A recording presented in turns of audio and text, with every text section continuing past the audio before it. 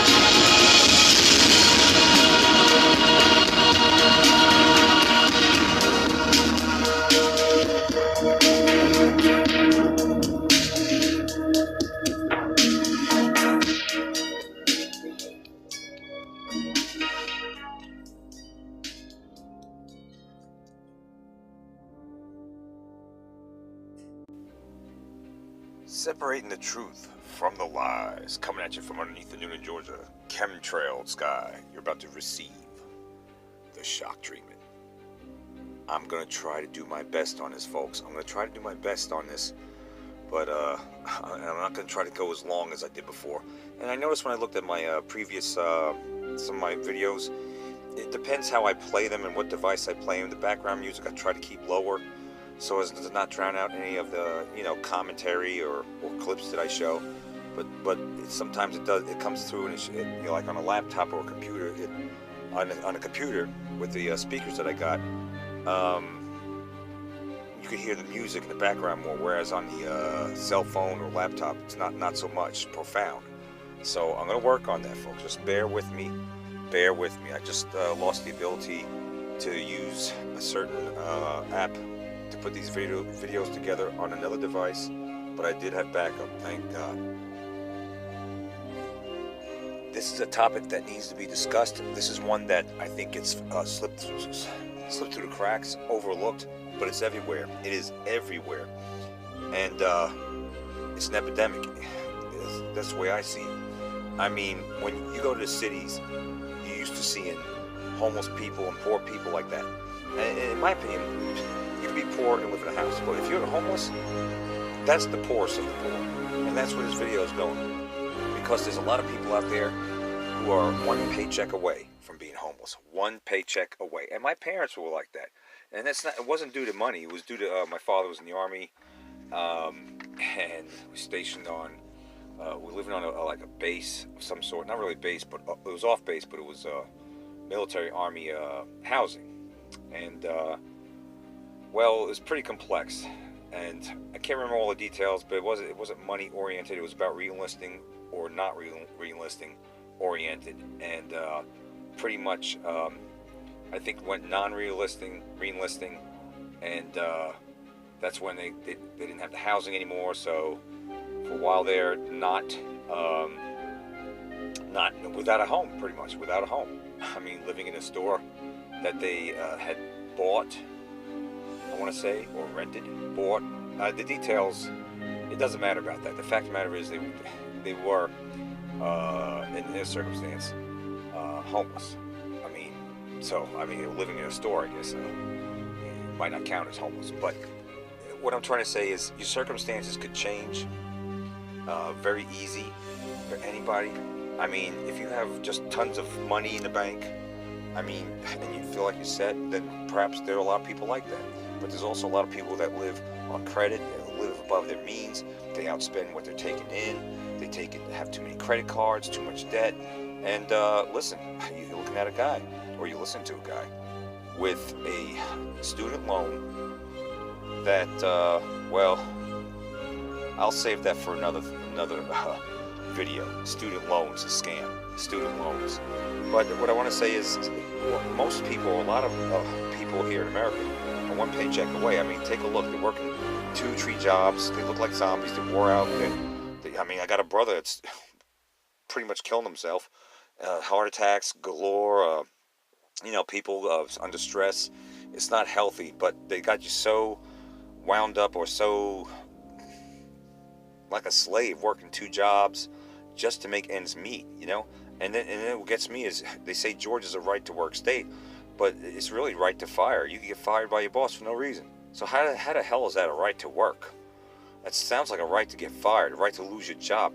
But that's where we're at, and you're at the whim of your boss. Just think about this, and all they got to do is give you the boot. Meanwhile, you got all these bills to pay, you got family to support, and the noose gets tighter, and that's where it seems like we're at now. I mean, I'm not so sure about this American dream. Maybe it's working out in your neck of the woods, but there's well over 500,000 people in America that are living on the streets. I mean, well over 10,000 in Georgia alone. I think that's a conservative number. But what about the poor? What about them? Why are we not taking care of them? What is the church doing for them? I hear about church missionaries going now to, what is it, the usual places. Guatemala, South America, that's all I ever hear, Guatemala. It's almost like it's scripted. And then certain areas in Africa. But what about the poor? I mean, you're just having a soup kitchen. Maybe if the church started devoting more attention, taking care, and that goes for our government too, and us all collectively, taking care of our own country, internal matters, instead of going abroad and trying to immediately help this and help that out there. What about the poor? What about them, huh? And maybe that's a little over 500,000 on the streets, which I think is a very conservative number.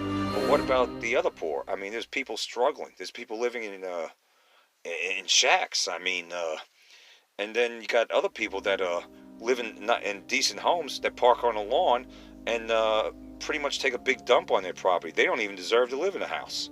So the thing is, the poor is an issue, and the Bible talks about that left and right. There was an article about in Saginaw, Michigan, 1991. I think it was a bishop, Kenneth Utener, I don't know if I'm pronouncing that right, issued a decree that for every meeting in his church, held on a church auspices, that they were going to discuss the poor. Not, you could be poor in many ways. You could be poor in friends. You could be poor with family. You could be poor with, certain things. Poor health, but yet not poor money-wise. But the poor, destitute, that's what they focused on. So every meeting had to open up with talking about the poor. How, let me give you an example. So bear with me. Okay, so a meeting might say, so we're going to spend a few minutes talking about the poor. I'll throw it open for anyone who would like to say something. And then no one's saying anything, they're listening. And someone says, well, people can be poor in a lot of ways. So basically each meeting would be brought up about mentioning the poor, and then they take it from there. It's kind of like an opener to the meeting. It's like it's like an icebreaker to a conversation or something like that. So they start with the poor, and again, remember, the Bible talks about the poor and the importance of tending to them. And I think that the way I'm seeing it is more and more people are becoming poor. I mean, you see more kids will put in quotes, they're actually in their 30s, they could be in their 40s, 20s, but they're falling back home, just like the Alabama song. And why is that? I mean, economically, it's tough to make a living out there. I mean, did you take a look at the prices they're charging for apartments? Are you JKing me? Are you kidding me? I mean, it's through the roof. And so it's a bad situation. And I know what it feels like to have to, let's just say, swallow your pride. All right? I've been through a divorce. I've had to give up a good job at, I worked for Little Debbie's, which is McKee Foods. I was a machine operator. I had a house.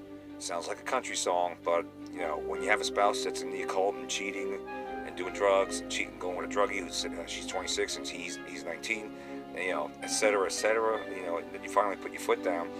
I had to leave it. I had to come back home. I had kids. I had to regroup. You know, do stress and I lost a job, and it was just like having to start all over again. Had I not had that place to go to and start over again, I mean, who knows how that story would have turned out. So think about that. Think about circumstance for people. It's not like, I don't know of anybody who voluntarily wants to be poor. I don't know of anybody, you know, you could make bad decisions now. You could put yourself in a poorhouse from gambling and stuff like that. But, you know, a normal person wouldn't do that. Sometimes, a lot of times it's just circumstances and crap that happens. That's why when you go to work for someone, it seems like they could just screw with you, and it seems like the employer has so much power now. You know, they could they don't like you. Play politics. I don't like this person for whatever reason. You're doing a great job. You show up all the time. You're very loyal. Unlike this one over here, who seems to get favoritism. But for some reason, they might, you know, so they have one employee over here that does crap, is lazy as hell, gets favored for whatever reason. Could be based on color alone, that they're too scared to fire that person due to the racist BS. You know, it's unbelievable. But then they'll go pick on this person that's doing a great job. That's what I've seen. If you're doing a great job, it used to be if you do a wonderful job for your employer, they'll reward you. Now they reward you, it seems like, more often than not, with kicking you in the arse. That's what they do. So it's almost like they're playing God, much like our judges do and our broken judicial justice system. It's unbelievable. So that's all it takes. You know, you probably owe a lot of money out. You probably got mouths to feed and a house to pay for and cars and stuff like that. And all the boss has to do is just, you know, you have a right to work. No, you have a right to get the boot for no reason. And then you add on your ear, and then what? And they could blackball you. They could target you while you're at work, target you and harass you. You know, you're doing this wrong, nitpick, micromanage. Finally, you find yourself either voluntarily leaving or getting fired, and now your boss could give you a lousy recommendation, and you're pretty much blackballed, and your life is screwed. You can be homeless just that easy. I mean, years ago, my dad used to pick up cans when he was between a job. I think it was between military and another job when he left the military. But you could do that and make a living, which he did. He was a hustler, baby. No, he was. He hustled. He made money. But it's not. I don't think it's as easy these days. A lot of things have changed since 30-something years ago. A lot. And so, to see a homeless person out there, don't be looking at them like, you know, they love this. That's what they want. All right? It's, I can't imagine anybody. Let's put it this way. You're not in your right mind if you love to be homeless. So, right there, we should have pity for him, okay? So, as I was saying before, I mean, a lot of people are just one paycheck away. You might not be. You might be sitting there smug and thinking this can't happen to you, but it can. Did I think the stuff that happened to me was going to happen? No. Do you think, let me ask you, do you think I actually thought I was ever going to go through the Big D, and I don't mean Dallas? No, not at all. That's not going to happen to me. Do you think I ever thought I was going to put myself, you know, in extreme debt to get a freaking degree to teach and then get kicked in the arse and still owe on that freaking thing that I never cashed in on, really? No. But shit happens, all right? And there's a lot of people out there. There's people who actually work. There's working class poor, working poor, you know? They don't have, they're barely scraping by. You know, they might be living on government assistance, or that's a supplement because they can't make the money. You know, they can't command a salary, and the price of everything's just through the roof, and it's going to get worse. It's not going to get better. So, and then it produces more homeless. I even heard stories of homeless just disappearing, and something to do with FEMA camps. Haven't verified that, but it makes you wonder because, you know, if society looks at people like you and me, not society, let me say that, Big Brother, the New World Order, looks at us as pests and is spraying us like bugs, chemtrails, what do you think they look at these people as? You know? And this can happen to anybody. Things can happen and you can lose your shirt. Things that are out of your hands, circumstances can happen. So I'm saying all that to say this. We need to focus on the poor. All right? We need to focus on the poor. We need to help them. And if they're willing to get off the streets and get a second chance, a third chance, give it to them. That's what they should do. And as a side note, if the prison system, you release an inmate to go where? Where are they going? Right here? Where are they going? Right here? How the hell is that rehabilitating? How is that giving them another chance? All it's doing is throwing them to the wolves, and they might wind up back exactly where they came from, prison. So that needs to be worked on. I mean, I think America's #1 in incarceration. So, how much freedom do you think we have here? It makes you wonder. Things that make you go, But we have to concentrate on that. And, the poor people that you see, like, who are not homeless, they basically, they're kind of MIAs. Oftentimes they drop off the radar as far as going to church. They're not seen at gatherings. They certainly, damn sure, ain't on city council. And it's very difficult for them to, let's say, rub elbows with the upper echelon. So it's kind of, you won't bump into them as much or at all into the mall or supermarket. And, there's help out there maybe for them, but they ain't looking, or they're too maybe ashamed to take it. That just like at the beginning of the intro, he said, that guy he looked like a soup kitchen. He said he felt ashamed. He's just ashamed of where he's at. He doesn't look people in the eye, and that in itself is a shame. So we have to find creative ways to reach the poor, especially the ones that are hiding. They don't want to reveal that they're poor, that this happened to them, and this is why they are where they are. I'll tell you. I'll come out and I'll tell you. This is what happened. This is what happened. Boom, boom, boom. And as far as the student loan, shame on the college, the system. It's a scam.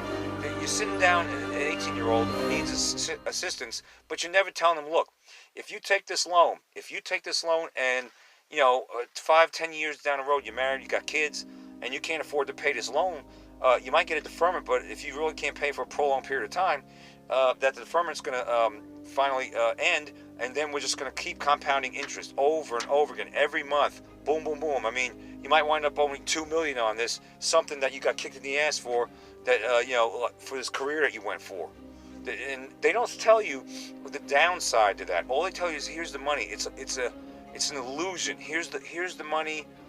You're 18. You're invincible, pretty much, because that's what you think, and everything's going to turn out peachy keen. Well, you know what? That's what they need to do. Educate the kid, educate the 18-year-old who's just starting out college, and tell them, these are the pitfalls of borrowing this amount of money.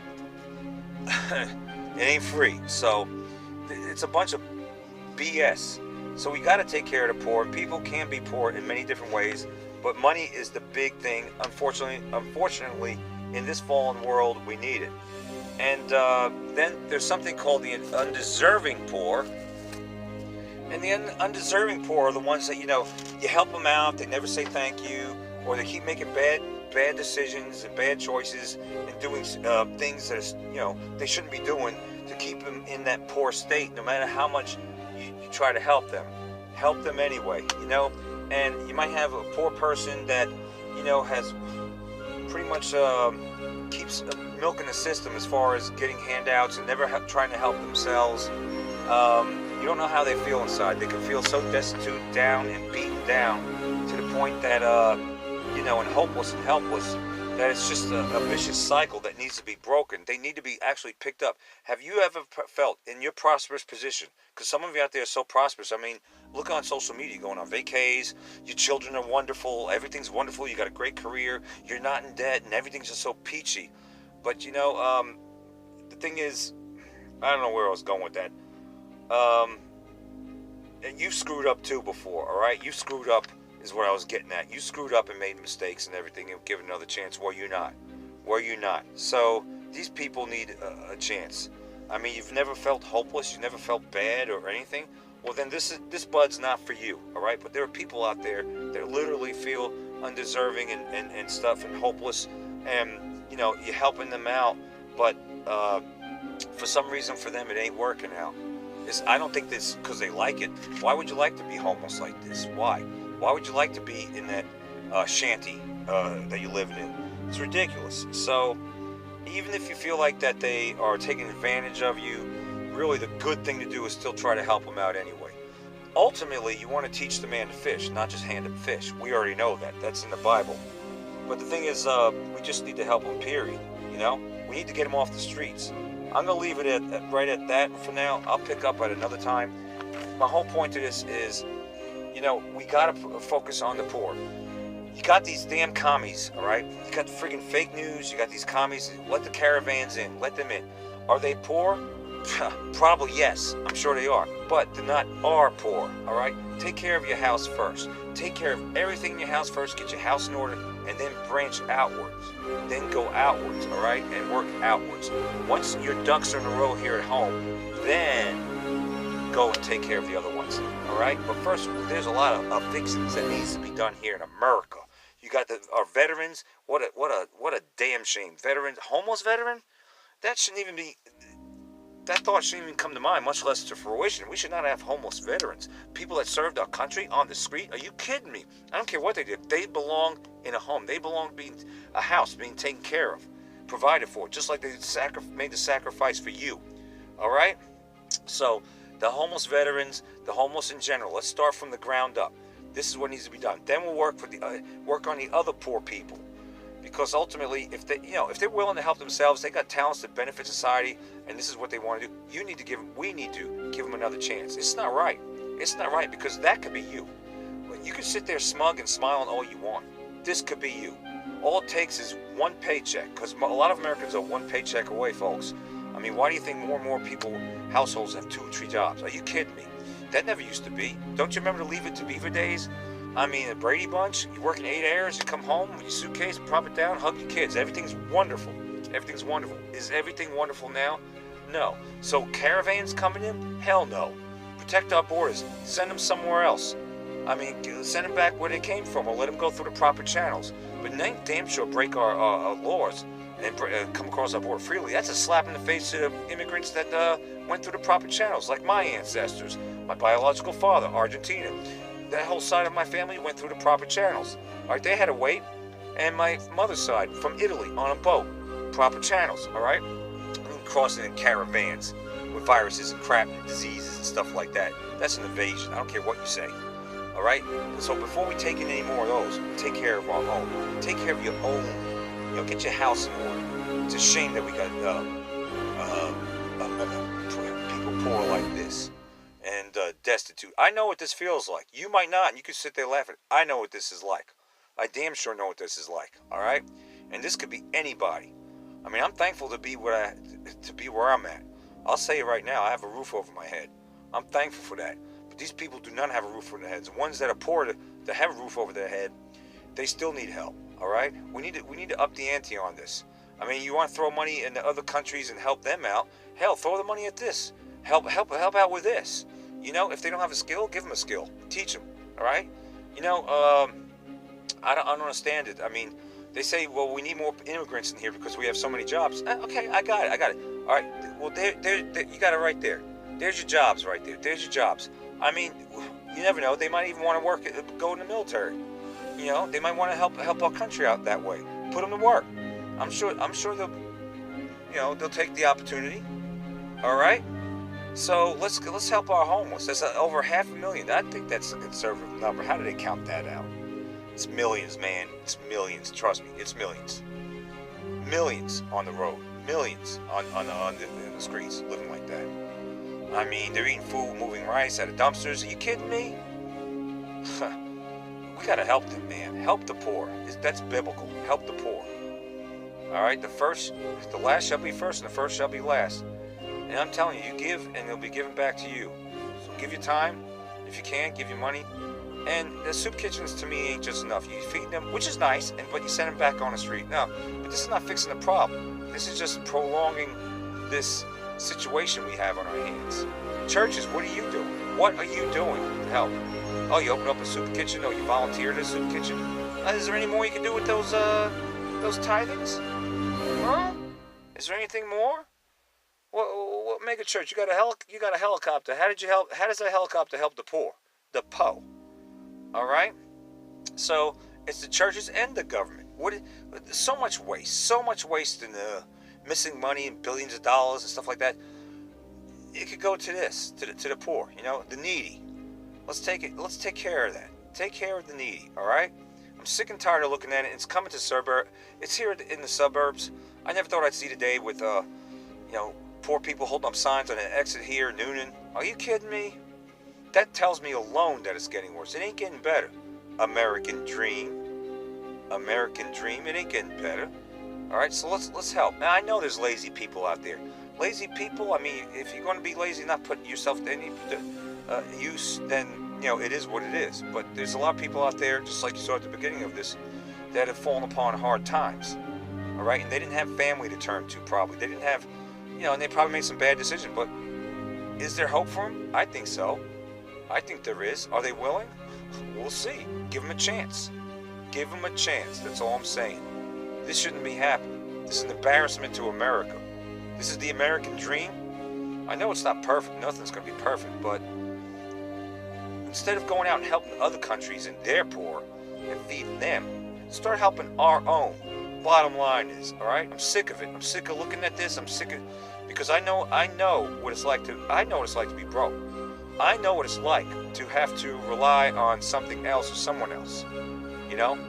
And before you get smug and everything, don't forget, God's the one. If you're prospering right now and everything's fine and hunky-dory, you're still relying on someone. It ain't you, all right? Now, the devil can prosper you if you're swinging on that side, but then he's got your soul. So you're still relying on, even though you're puffing your chest out thinking it's you that did it all. And then there's God for the Christians. So it ain't just you. He enables you to go to work, but he blesses you. He can take it away too. So before you get too smug at anyone else having to rely on something else or someone else to get by, always remember, we're always relying on something to be where we're at, whether good or bad. And if you're prospering and doing wonderful and you're a Christian, God's blessed you. You relied on God. I'm relying on God. And I'm good in a lot of ways, but there are ways that need to be worked on. And I know that I could have been where these people are. I know that, all right? And I ain't rich by a long shot. I think you would consider me monetarily, I mean, probably worse off than a lot of these other people. I mean, they might be just can't afford to rent an apartment, but not in debt. So think about that one, all right? Debt's another one. The freaking student loan's a scam. They don't sit down and educate you on that, or the pitfalls of that. They just lure you in. It's a trap.